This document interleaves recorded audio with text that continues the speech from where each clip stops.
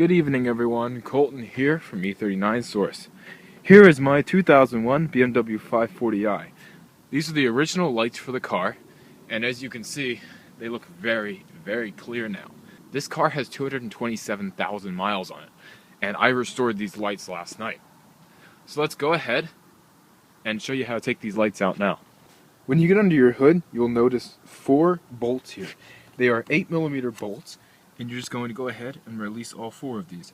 One here, one over here, one down there, and one right back here. Once you release those bolts, you can go ahead and unplug all of the wires in the back of your lights. I have LED angel eyes in my lights, so mine look slightly different than yours will. But just go ahead, unplug your angel eyes, unplug your low beams, unplug your xenon. You don't unplug this. Go ahead, unplug this, and this little plug right here. Go ahead, unplug your leveling sensor, and reach your hand back here and unplug your turn signal bulb. Once you do that, make sure everything is free, move the wires back, and pull the light out of the car. It's the same way on the other side, and on every E39 made. On an M5, it'll be slightly tighter in here because you have a second air filter, and in other E39s, the air filter configuration is slightly different. But the headlight configuration is the same in all E39s. So, go ahead, pull these out. You will not have ballast if you do not have xenon bulbs, by the way. So, go ahead, keep an eye on that. If yours look different, it's probably because you do not have xenons. So, once you get that out of the car, take your lights inside, and I'll talk to you there. You'll see that I have the headlights out of the car here. On the right hand side, we have the driver's side headlight. I have this one fully restored. I just need to put a coat of wax on it. On the left hand side here, we have the unrestored headlight. You can see on the corner around the turn signal relay there's a lot of hazing that the previous owner did not remove. Now the previous owner did restore these lights to an extent, but not to the extent they should have been restored to. So you can see over here is the product that I just finished restoring, and you can see it is pretty much crystal clear the entire way through. You're not going to get it perfect. I'm sure if you sat here and polished it for many, many hours, you could get a lot better than this. But for an hour and a half of my time per light, I am very happy with how these turned out, and they are very, very clear. So let's move over to this side. I'll go ahead and explain to you how I did this right here, right now. The first step to do this is to take some rubbing alcohol. This one happens to be 91% rubbing alcohol, like medical grade. Go ahead, get a towel that you don't really care about that much. Get a tarp I have on my floor, and you can go ahead, get a sheet or something. You don't want this dirt and stuff getting all over your floor. Go ahead, get your rubbing alcohol, put some on the towel, and start rubbing down your light. Even if you just washed your car, there's still going to be a lot of dirt and grime all over your headlight. Go ahead, get all that off. You'll know when you get it off because your towel won't be black anymore. Once you get your headlight completely clean, you're going to want to go ahead, grab your first grit sandpaper. I have sandpaper here ranging between 600 and 2,000 grit. I went to Pep Boys, paid about $4 per 5 sheets of sandpaper, and for about $20 I got 600, 1,000, 1,500, and 2,000 grit automotive sandpaper. So, that's what you're going to want to do. You don't have to go to Pep Boys. A lot of people don't like Pep Boys. I'm not a big fan of them, but for something like sandpaper and polishing compound, it's a great place to go. So, what you're going to want to do is take your lowest grit sandpaper, which is the roughest, and you're going to want to make sure it's not below 600. Anything below 600 could cause deep scratches that will take you a very long time to get out, if you ever get them out. What you're going to want to do is take your sheet of sandpaper and soak it in your bucket of water here for about 5 or 10 minutes. What you're going to want to do is make sure you saturate your waterproof sandpaper and allow it to become saturated with liquid. Once you do that, you can begin the sanding process. One thing you may want to consider before you start the sanding process is to tape this piece of trim off. You can remove it from this completely using a few little clips down here. I chose to leave it on. What you can do is take a little bit of electrical tape. That one is still taped off. Just go ahead, take a piece of electrical tape, run it down this strip of paint here, and just push it into the seam here. Basically what you want to do is just keep yourself from scratching and scuffing up the paint surface with your sandpaper. It's a nice little step that will save you a lot of time in the future. Alright, the next step is to take your sandpaper, which has been soaking in the water here, Go ahead, fold it over at least once so you have a nice firm surface, and go ahead over here to your light and start sanding. Don't apply too much pressure. You want the grooves to be very, very light and fine. Your headlight should be fogging up a lot as you sand. Don't be scared of this. What you're going to want to do is go diagonally. Never go in circles with sandpaper. Never go, on an angle. Just go directly diagonally. And then do that for probably 5-10 minutes until you think you have the entire surface covered very well. And then go vertically, up and down, straight up and down.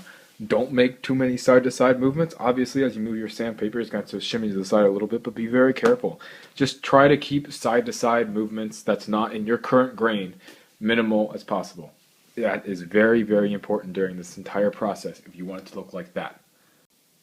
Alright, once you get done with your horizontal and your vertical pattern for your 600 grit, your lights are going to look like this. They're going to feel much smoother, but get them in the light and you can't see it on camera very well. There you go. That's what they're going to look like, and it is going to scare the living hell out of you. But go ahead, keep going, it'll look so much better in just a short amount of time. So go ahead, move up to your next grit of sandpaper. Mine happens to be 1000. Let's go do that. Same horizontal process, then vertical. Alright, well that's what it should look like when you're done with sanding number 2. Go ahead, switch out your water if you haven't already, because it's going to be getting pretty dirty. Alright, so I noticed some clogging of the sandpaper during this last round, and you can see all the white little deposits of plastic that have gotten on this towel here. So the next step, switch out your water, go ahead, start soaking your 1500 sandpaper, and move to that. Now, at this point, you should start to be able to see any little spots you're missing. Get in really close here, because you're gonna have to do this. Take a look at your own light. You can see I'm missing a little bit up here, and a little bit along right here at this edge. I'm working on masking this in, like bringing what was done before and what wasn't done into one, doing a pretty good job of that. It's pretty indistinguishable now. Over here on this corner, for some reason, I keep missing this. I need to work on that. Up here, I'm missing right along this corner on the top edge. I've been doing the top edge pretty well. You can see it's pretty scratched up there. So let's go ahead, keep moving, and get this done. 1500 grit is next. Once you're done with 1500, you should start to see that it's still very opaque, but it will begin to clear up to an extent to the naked eye. It may not come through on video, but you will also notice that it is much, much smoother. You will have a little bit of dust on here because I dried mine off with a towel between 1500 and 2000. But it will become very smooth, and that's a very good thing. The smoother it is, the better it'll look when you're done. So go ahead and use your 2000 grit or whatever highest grit sandpaper you have now. You could go even higher and it'd probably look better. If you can get your hands on 3000 grit, I'm sure that would make the end product look even that much better. So I'm going to go ahead, do 2000 grit now, then go ahead and start the polishing process. Once you are done with your 2000 grit sandpaper, it should look like this. At this point, it should look pretty much perfect around every corner. Everything should be even. Everything should be sanded exactly the same. It should look just like this, completely fogged over. Not ridiculously foggy though, but something along those lines. Next, what you're going to do is you are going to need to get some compound for buffing this. What I used on that one, and seemed to work very well, was PlastX by Meguiar's. This stuff worked very well. I used probably that much from the top down to do that light. Probably you'll use about that much on this one. This one was in a little bit worse shape than that one, so it'll probably use a little bit more, and I'll have to buff it a little bit harder and a little bit longer. But the end product should look something like that.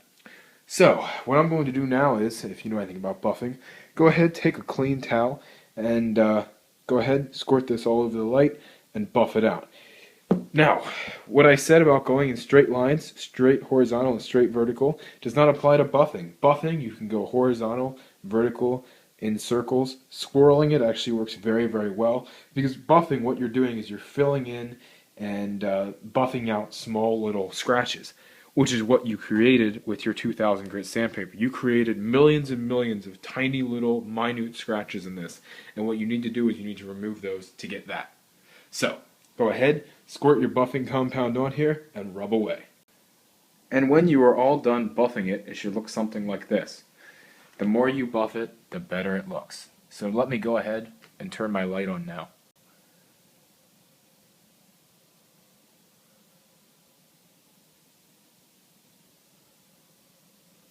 Check that out. Sorry for my shaky hand. It's a lot of work to buff these things out, but when you do, check that out.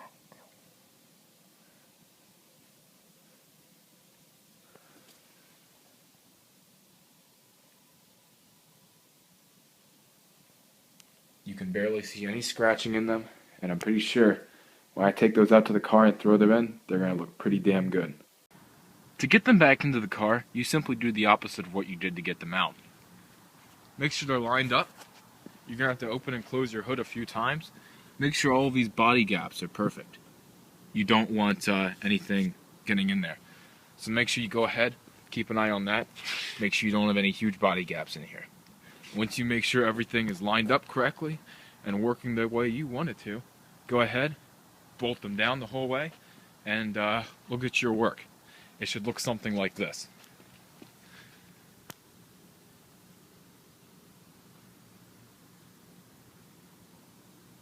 Let's go ahead and turn them on. When they're on, they should look something like this. Yours will probably be more yellow, mine are more white, and that's because I have LEDs in them. When you're not zoomed in on the LEDs, in person they'll look very much like you just saw. Now, I'm going to go get in here on an angle and try to get you a good angle of this. As you can see, there's not much lens glare on the plastic here. That means it is very, very clear compared to what it was. Go ahead, you can go turn on your xenons. With your xenons on, or your regular high beams, you'll see that your lights look much clearer when you clean the lenses.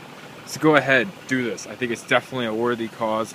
It looks great when you're done, and the finished product looks very close to what it looked like when the car was new. So go ahead, go do this to your older BMW. It doesn't have to be an E39. It could be any type of car, actually, with crystal clear headlights. Just go ahead, do this. It'll be a huge difference to you. And personally, I think it looks phenomenal. So thanks for watching, and I'm going to do one last thing for you guys right here. Start here, and